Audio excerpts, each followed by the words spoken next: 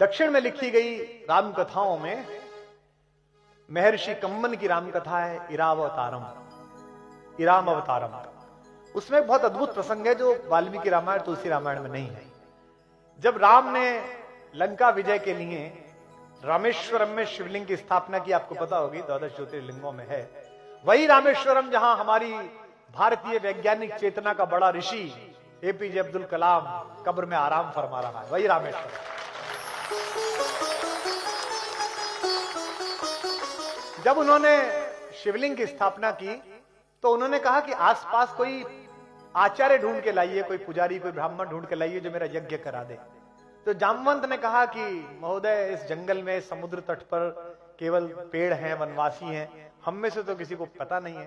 तो उन्होंने कहा आचार्य ऐसा लाइए जो शैव और वैष्णव परंपराएं दोनों का सम्मिलन हो, जिसे दोनों चीजें आती हो। तो जामवंत ने कहा कि ऐसा तो एक ही आदमी है पर वो हमारा शत्रु है, पुलस्त मुनि का नाती है, वैष्णव है और शिव का भक्त है, दोनों परंपराओं का पोषक है और कर्मकांडी है, सब जानता है। तो राम ने कहा कि एक बार जाके देखिए, बात करके देखिए। तो ये इरावतारम में कथा आती है, कितनी अच्छी है। दुश्मन भी हो तो ऐसा हो, सामने वाला भी, हाथ में आंख में पानी नहीं, हाथ में खंजर नहीं, आंखों में पानी चाहिए। राहत भाई का शेर है, हाथ में खंजर नहीं, आंखों में पानी चाहिए, ऐ खुदा दुश्मन भी हमको खानदानी चाहिए।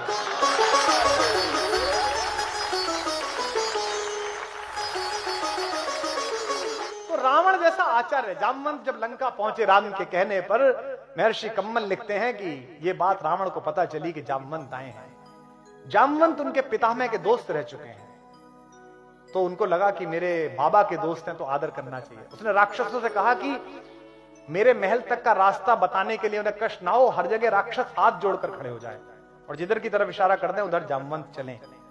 कथा आती है कम्ब की रामायण में महर्षि कम्बन की कि जामवंत, चूंकि शरीर आकार बड़ा था उनका, तो उनको रास्ता दिखाते दिखाते रावण के पास तक ले गए। उन्होंने, रावण ने उन्हें प्रणाम किया, खड़े होकर पैर छुए और कहा कि मैं आपका स्वागत करता हूं राक्षस राज रावण, किस लिए आप आए हैं? तो उन्होंने कहा मैं चाहता हूं कि मेरे यजमान की आप आचार्य बन जाएं। तो उसने कहा कि स्वीकृति से पूर्व मुझे विचार करना पड़ेगा और विचार में देरी लगेगी, तो अगर आप आसन ग्रहण कर लेंगे तो अच्छा होगा, मैं भी बैठ पाऊंगा। जामवंत बैठ गए। रावण ने पूछा कि आपका यजमान कौन है? तो जामवंत ने कहा कि अयोध्या के राजकुमार महाराज दशरथ के पुत्र श्री राम मेरे यजमान हैं और वे एक यज्ञ करना चाहते हैं, भगवान शंकर के विग्रह को स्थापित करके शिवलिंग को पूजा करना चाहते हैं अपने एक बड़े काम के लिए। तो रावण ने पूछा क्या ये बड़ा काम लंका विजय तो नहीं? जामवंत ने कहा आचार्य आप ठीक समझ रहे हैं, ये लंका विजय का यज्ञ है, तो क्या आप आचार्य पद स्वीकार करेंगे? रावण भी प्रतिभाशाली था, उसे पता था कि कौन व्यक्ति आया है मुझे आचार्य बनाने के लिए, इतना बड़ा अवसर मिल रहा है। उसने कहा कि मैं उनके विषय में ज्यादा नहीं जानता, लेकिन वे दूतों के प्रतिपालक हैं, वे अपने दूत को बहुत अच्छी तरह रखते हैं और ऐसे मर्यादावादी यजमान का आचार्य बनना मुझे स्वीकार है, जाकर उनसे कह दीजिए कि मैं आऊंगा। यह है रावण, जिसके घर में मां सीता सुरक्षित नहीं, शील के साथ सुरक्षित नहीं। यह है रावण, उस समय का शत्रु भी कैसा है राम का। तो जामवंत ने पूछा कि क्या व्यवस्था करनी पड़ेगी, क्या क्या सामान मंगाने पड़ेंगे? तो आचार्य रावण ने कहा कि चूंकि हमारा यजमान वनवासी है और अपने घर से बाहर है, इसलिए शास्त्र की परंपरा है कि अगर यजमान का घर ना हो, बाहर कहीं पूजा करानी पड़े, तो सारी चीजों की तैयारी आचार्य को स्वयं करनी होती है।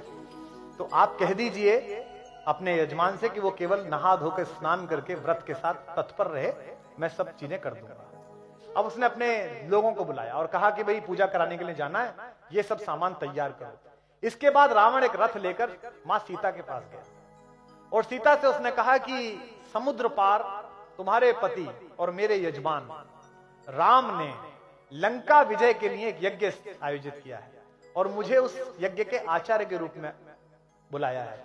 अब चूंकि जंगल में रहने वाले किसी भी यजमान की सारी व्यवस्था करना आचार्य का काम होता है, इसलिए उसकी अर्धांगिनी की व्यवस्था करना यह भी मेरे जिम्मे है।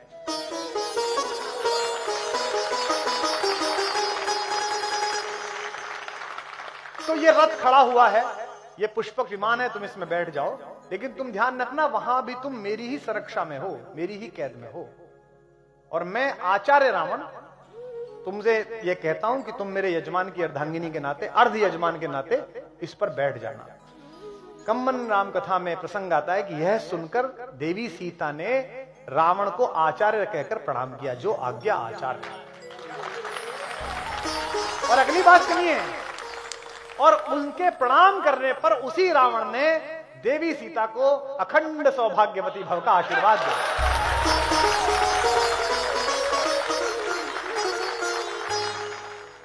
तो जब रावण पहुंचा राम के पास आचार्य बनकर, आचार्य रावण जब पहुंचे तो दोनों भाइयों ने उठकर आचार्य को प्रणाम किया और कहा कि आचार्य, मैं आपका यजमान राम आपको प्रणाम करता हूं। मैं लंका विजय के लिए एक यज्ञ कर रहा हूं। मैं चाहता हूं कि यहाँ के शिव का विग्रह स्थापित हो, ताकि देवादिदेव महादेव मुझे आशीर्वाद दें कि मैं लंका पे विजय प्राप्त कर सकूं। ये लंकेश से कह रहे हैं रावण, लेकिन आचार्य रावण से कह रहे हैं। आचार्य ने कहा कि मैं आपके यज्ञ को पूरी तरह संपादित करूंगा और ईश्वर महादेव चाहेंगे तो आपको उस यज्ञ का फल प्राप्त होगा। ये रावण ने कहा। तैयारियां शुरू करिए तो बताया कि हनुमान गए हैं शंकर का विग्रह लेने के लिए, शिवलिंग लेने के लिए।